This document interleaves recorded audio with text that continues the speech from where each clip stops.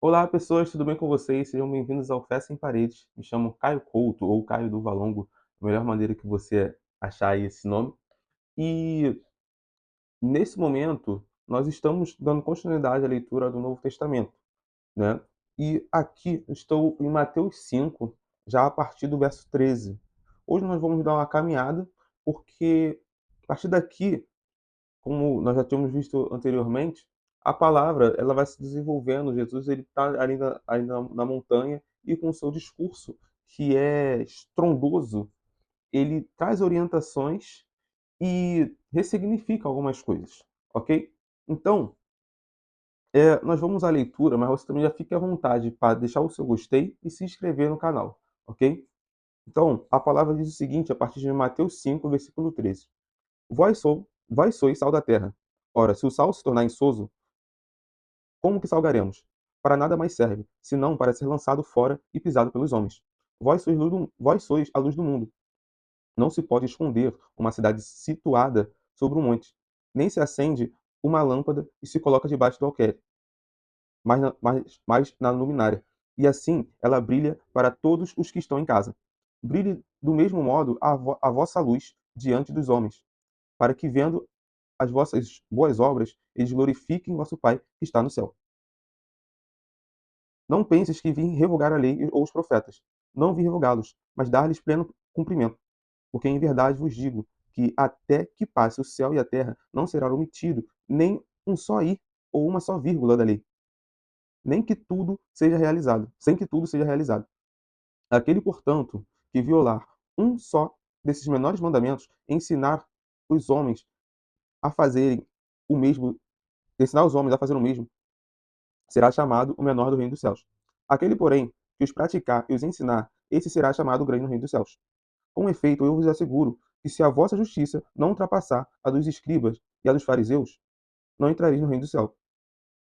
Ouviste que foi dito aos antigos: não matarás.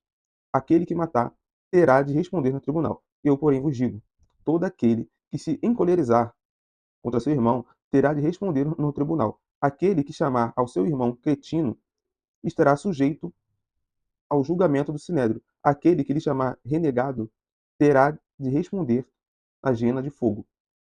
Portanto, se estiveres para trazer a tua oferta ao altar, tiveres de trazer a tua oferta ao altar e ali te lembrares de que o teu irmão tem alguma coisa contra ti, deixa a tua oferta ali diante do altar e vai primeiro reconciliar-te com teu irmão. E depois virás apresentar a tua oferta. Assume logo uma atitude conciliadora com o teu adversário enquanto estás com ele no caminho, para não acontecer que o adversário te entregue ao juiz e o juiz ao guarda, e assim seja lançado na prisão. Em verdade te digo, dali não sairás, enquanto não pagares o último centavo. Bem, nós caminhamos aqui do versículo 13 até o versículo 26. Me alonguei um pouco para a gente poder andar um pouco mais com a leitura, ok? Mas você vê aqui que a gente começa falando sobre você ser sal e luz. E aí a gente passa pelo cumprimento da lei. E depois Jesus ele chega nos pontos muito interessantes, né, que aqui tem esses títulozinhos, ele não serve para muita coisa, mas às vezes ele nos ajuda. Só para poder dar essa continuidade, que é o seguinte, que a justiça, que a nova justiça é superior à antiga, tá? Mas aí, né, a gente saindo aqui de ser sal da terra e luz do mundo, cara, a gente sempre escuta falar sobre isso, mas qual a função que o sal tem?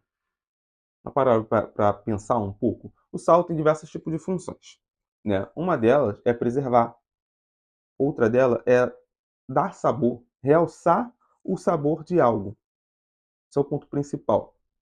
O sal ele realça o sabor de algo, e algo bom, sabe? Porque se você pegar algo que é para ser doce e colocar sal, não vai ficar uma coisa boa. Agora, se você, por exemplo, pegar uma carne que você vai botar ali na panela, você vai cozinhar aquela coisa toda, e colocar sal na medida certa, vai ficar excelente. Então, vai realçar o sabor de algo que é para ser salgado, entendeu? Que é para ter um sabor. E o sal ele faz justamente isso. Ele leva o sabor daquilo dali para algo bom. E é diferente de você colocar sal num bolo, compreende?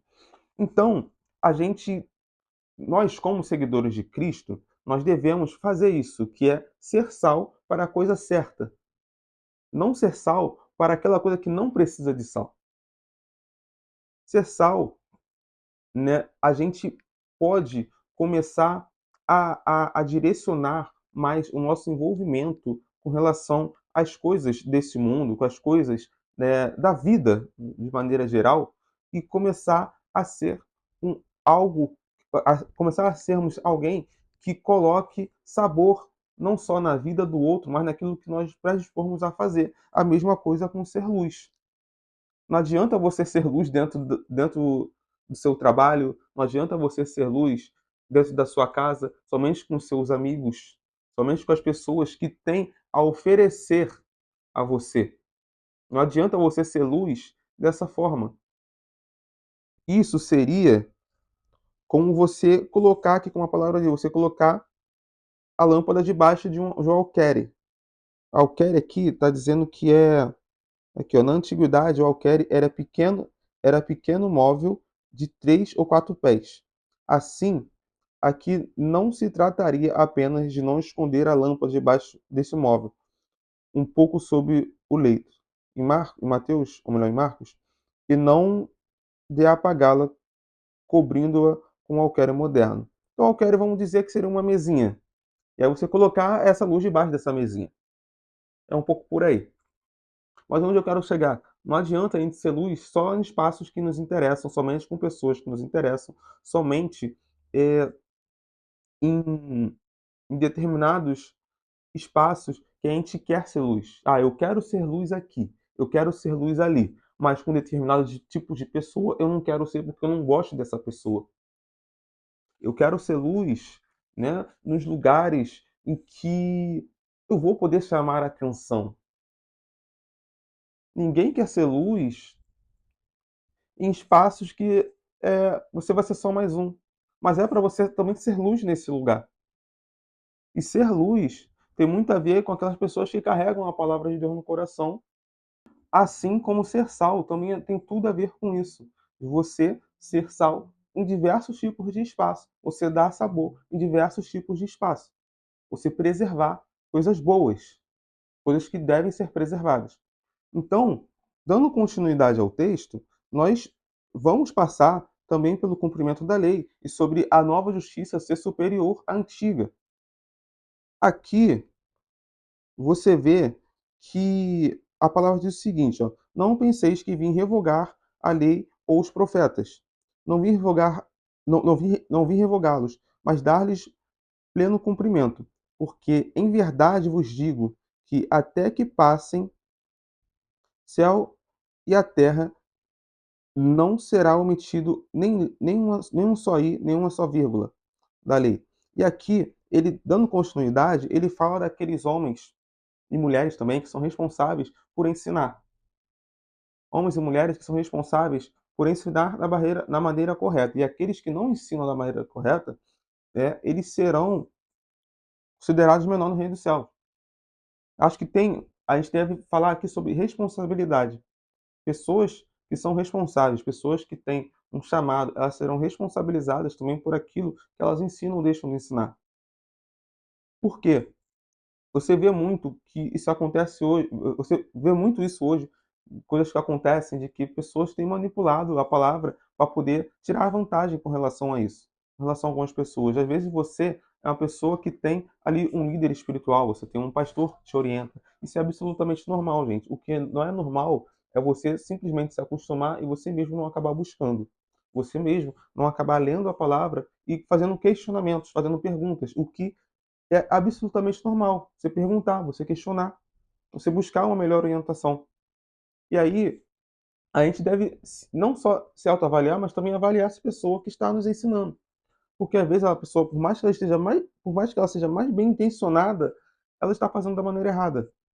Entende? Às vezes essa pessoa também já se perdeu. E aí você deve ou mudar de orientador, ou você mesmo passar a se responsabilizar um pouco mais sobre a sua vida espiritual, que sim, deve ser feito. Você deve ser responsável por isso. O que a palavra nos orienta é não caminharmos sozinhos. porque sozinho, irmão, a gente não chega a lugar nenhum. Essa é a realidade. E aí, dando continuidade também, nós entramos num fato aqui que Jesus, ele começa com o eu, porém, vos digo. A palavra diz: não matarás. E Jesus diz: eu, porém, vos digo: não matarás. A lei diz: não matarás. Moisés diz: não matarás. Dentre outras coisas. E Jesus começa falando: eu, porém, vos digo. Eu, porém, vos digo. Cara, isso é muito importante. Porque Jesus, ele acaba dando um novo significado para esse daqui. Porque se você matar a pessoa só no teu coração, você já matou. Sabe? Aquilo que te contamina é o que sai da sua boca. Aquilo que te contamina é aquilo que você tem como atitude. É aquilo que você tem já dentro do seu coração. Quando a pessoa faz tal coisa, cara, ela já alimentou isso demais aqui dentro. Ela já alimentou isso demais aqui dentro. Demais, demais, demais. Porque para chegar a determinado tipo de atitude, isso tem que ser alimentado primeiro, não é de uma hora para outra. Compreende? E a palavra, ela diz aqui, ó: eu, porém, vos digo: todo aquele que se encolerizar contra seu irmão terá de responder no tribunal. Se encolerizar seria você ficar com ódio, você alimentar esse ódio dentro do seu coração. E você já matou seu irmão no seu coração. Compreende? Aquele que chamar seu irmão de cretino estará sujeito ao julgamento do sinédrio. Aquele que chamar de renegado terá de responder na hiena de fogo. Aqui, na tradução, diz o seguinte, que cretino vem da palavra raká. E raká, traduzida do aramaico, significa cabeça vazia sem miolos. E a palavra renegado ao sentido primitivo do termo grego, insensato. O judaico juntava um matiz muito mais grave de impiedade religiosa. Esse é o significado dessas duas palavras aqui, né, que está querendo dizer, de cretino e renegado. Mas, cara, a gente entra num ponto aqui muito delicado do discurso de Jesus na montanha, porque ele começa a ser um pouco mais incisivo. Ele começa a trazer um novo significado para as coisas. Falar, gente, olha só, não adianta você Você não precisa ter um contato com essa mulher para você adulterar, com esse homem para você adulterar, isso fora do teu casamento. Só de você desejar aqui dentro, no teu coração, você já pecou, você já errou. Você não precisa matar, mas só de você já alimentar isso no seu coração, você já matou. Isso é o que Jesus ele aponta para gente. Mas, já lá no verso 25 também, Jesus ele fala para nós também assumirmos uma atitude mais conciliadora, sabe? Com aquelas pessoas que nos devem, então, com aquela pessoa que a gente acaba não se dando tão bem mais. E há um chamado para o perdão, gente, se reconciliar. Porque às vezes você está carregando pessoas no seu coração, pessoas que já passaram pela sua vida, pessoas que sim, te magoaram, até que você também magoou essa pessoa, você está carregando no seu coração e você acaba não perdoando, você acaba levando essa pessoa por anos na sua vida, às vezes para ela, esse problema já até foi, já passou, e para você, não. Você está alimentando, você está aí magoado, você está chateado, e Jesus está falando, cara, seja um reconciliador. Se possível, vai até essa pessoa. É o que ele fala aqui, vai até a pessoa, converse com a pessoa. Coloca os pingos nos is, como a gente costuma falar. Conversa. Você não precisa mais ser amigo. Você não precisa mais ser aquela pessoa que. Vocês não precisam mais ser aquelas pessoas próximas que conversam, que, sabe, trocam ideia, mas voltem a ser aquelas pessoas que não precisam mais atravessar a rua quando se vê. É só um, pô, valeu, tudo bem? Ou é só estar tudo bem, resolver a situação. Ter uma atitude mais reconciliadora, porque às vezes eu estou num mau momento, a pessoa está num mau momento, e aí a gente se choca. A gente está num mau dia, a gente se choca e fica chateado um com o outro, com coisas simples. Você vê que tem pessoas uma matando as outras por causa de R$ 1 ou por menos, por causa de uma discussão boba, sabe? E começou a alimentar. começou a alimentar isso dentro do coração, ao ponto da pessoa morrer no coração dela e ela lá e matar a pessoa também fisicamente. E por isso que Jesus fala: "Cara, tenha uma atitude reconciliadora". Gente, vamos ser mais, não só amorosos, mas perdoadores, pelo amor de Deus. Olha o que está acontecendo no Rio de Janeiro, olha o que está acontecendo no mundo, olha o que está acontecendo. Não é possível que estamos tratando isso com uma normalidade, sabe. Eu sei que tem coisas que são muito difíceis da gente acabar perdoando, tem atitudes que são muito difíceis da gente acabar perdoando, mas Jesus nos ensina a perdoar. Mas ele também fala sobre nós que estamos sede de justiça, fome e sede de justiça. Você perdoar não quer dizer que aquela pessoa deve ser julgada, dependendo até mesmo se cometeu algum tipo de crime, entende? A gente perdoa, mas a gente denuncia. A gente perdoa, mas a gente quer a justiça. A gente perdoa para que também não venhamos ficar carregando isso no nosso coração, não ficar alimentando esse ódio, uma sede de vingança, sabe? Vingança não tem a ver com justiça, gente. Justiça é uma coisa, justiçamento é outra, compreende? Então, a palavra de hoje, ela quer dizer muito sobre isso, sobre você ser sal e luz, sobre você ser uma pessoa mais perdoadora, sobre você ser responsável, você é aquele que ensina, você é aquele que prega a palavra, você é aquele que já está na caminhada há mais tempo do que o seu irmão. Você deve ser responsável por ele. Você lembra? Somos como crianças. E criança tem fases da vida. Às vezes a criança precisa de leite para se alimentar e depois ela vai tomando alimentos mais sólidos, até já uma certa fase da vida. Então essa criança, ela passa pela adolescência até mesmo, até chegar à juventude e depois a vida adulta. E assim é com a nossa fé, assim é com a nossa fé. Então fala sobre responsabilidade esse texto. Perdoe, fale sobre perdão. A palavra fala sobre perdão, sobre reconciliação. Às vezes você está mal com seu irmão, mal com seu pai, mal com a sua mãe, mal com seu amigo, com seu ex-amigo. Gente, vá até a pessoa, seja adulto, seja responsável. E está tudo bem. Se a pessoa não quiser mais nenhum tipo de contato, nem para perdoar, nem para conversar, mas perdoe no seu coração e siga a sua vida, entende? Não é para todo mundo que a gente vai conseguir chegar, conversar.